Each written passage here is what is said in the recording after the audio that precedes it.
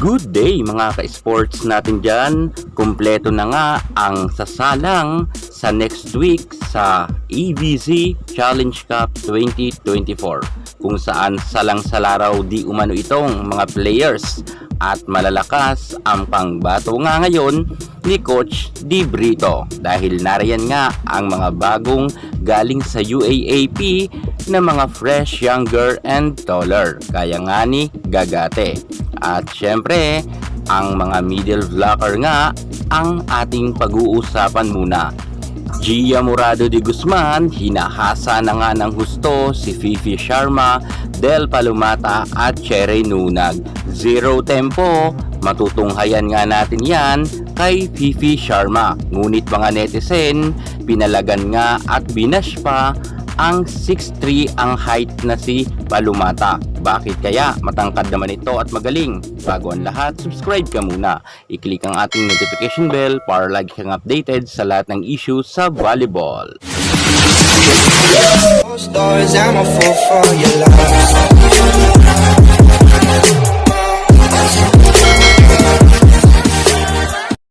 Team Philippines, hindi pa nga nagsisimula ay mukhang dumarami na agad ang kanilang mga kritiko. Gaya nga kasi na sinasabi nila ang mga magagaling daw na star players ay hindi nga raw naisama para sa Team Philippines. At alam naman natin na marami talaga ngayon mga hindi nga napili lalo higit sa middle blocker position dahil may iba't ibang kadahilanan. Gaya nga nila Mika Reyes at Ivy Laksina na kung saan ay hindi nga rin ito nakasama. Sayang daw ang mga height dahil magagaling naman daw ang nasabi nating middle blocker na ito. Ang palaban na si Bea De Leon ay hindi nga rin nakasama. Gayun din ang katatapos pa lamang na PBL All Filipino Conference Best Middle Blocker na si Pangs Panaga ay wala rin sa listahan dahil magbabakasyon daw ito. At marami pa nga mga magagaling na middle blocker at hindi nga sila napasama sa national team. Gaya nga ng inaasahan ng karamihan na sana daw ay nag-reunion daw sa loob ng court ang mga nasabi nating magagaling na middle blocker dahil ang zero tempo ay inaabangan nga si Gia Amazing kasi ang setter ngayon. Pero hindi nga ito nangyari at wala nga dito sa listahan ang mga magagaling nga at mga palaban na middle blocker.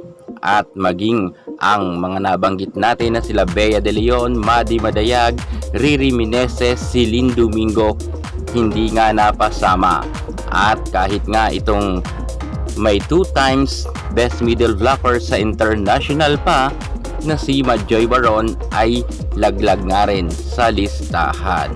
Kung kaya ngayon sinisilip nga ng mga netizen ang middle blocker na posisyon na ipapadala nga sa EVZ Challenge Cup 2024 dahil hindi daw ganoon kagalingan itong si Del Palumata. Pinag-iinitan nga ngayon ng mga netizen ang nasabi natin si Palumata sapagkat height lang daw ang meron ito at hindi naman daw ganoon kagalingan.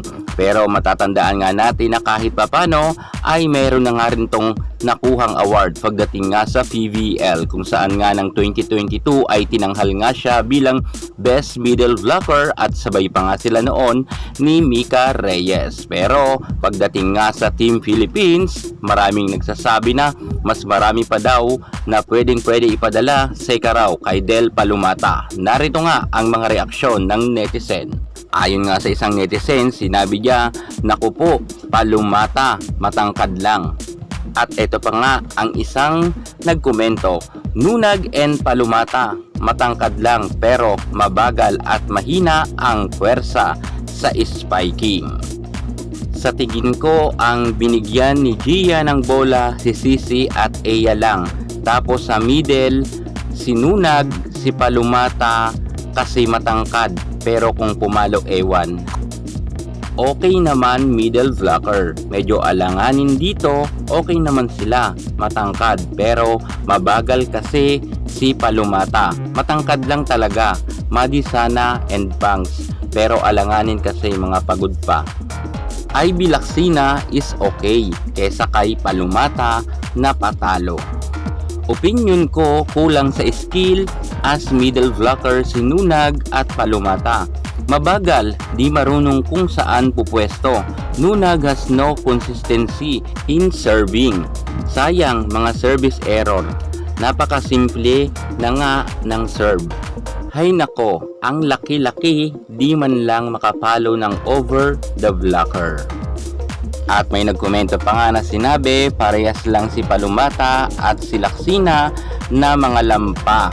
OMG, sinaban pa ninyo si Ibiyang. So yan na nga mga ka-sports natin dyan. Kumuha lang nga tayo ng mga reaksyon at opinion nga ng mga netizen.